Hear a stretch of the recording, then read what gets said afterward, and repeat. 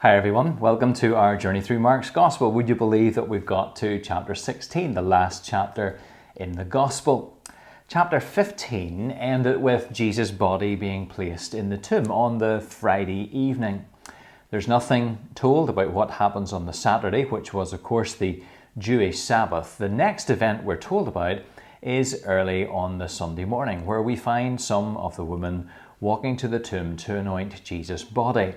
Things had obviously been done hastily on the Friday night, and the normal burial preparations had not been made. And these women, in their devotion to Jesus, wanted to give him a proper burial.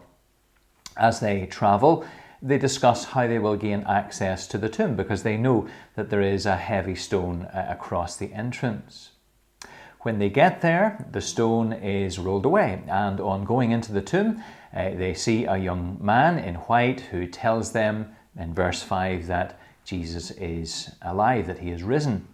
They are told to relay a message to the disciples that he is going to go to Galilee and that they will see him there. But we read in verse 8 that they, trembling and bewildered, the women went out and fled from the tomb. They said nothing to anyone because they were afraid.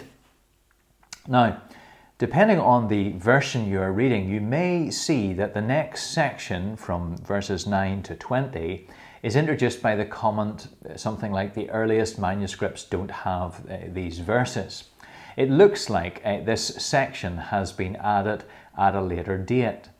And actually, if you look at it, it does seem to be a general summary of what comes next and some of the things that we learn from, for example, the book of Acts. It also feels a little bit different to what has gone before. So what's going on here?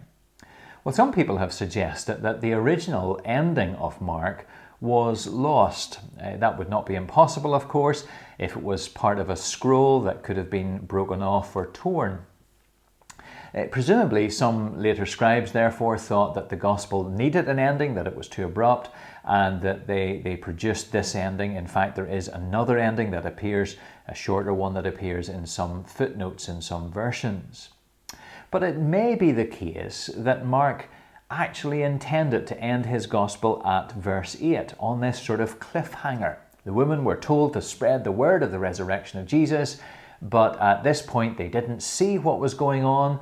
But what about you, dear reader, as it were? Do you believe, and will you tell others and pass the message about Jesus on? Well, let's think of what we learn here in these 8 verses in that case. These 8 verses tell us so much. They give us so many further reasons to trust this account.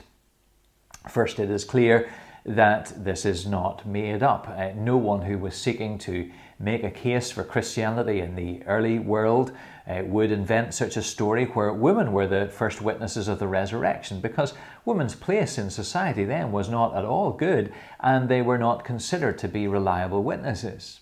Nor would you invent a story where they failed to tell others. And then there are also those little markers of the eyewitness testimony, such as the detail about the angel being seated on the right side. In other words, this is here because it happened.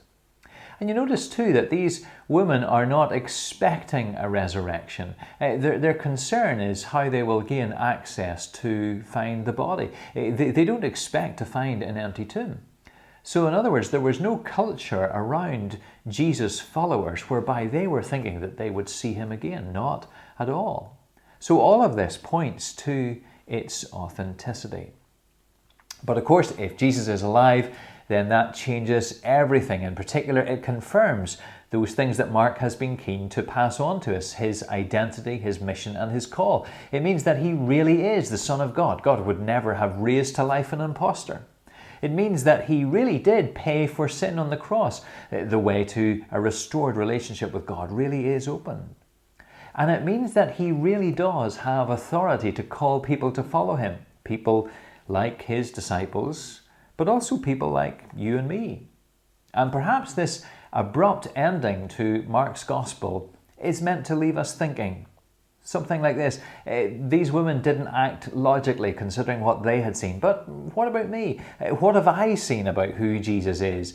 Who do I believe he is? What should that logically mean for me? Well, can I thank you for making this journey with me through this wonderful gospel. It's great that you have taken time to examine it for yourself.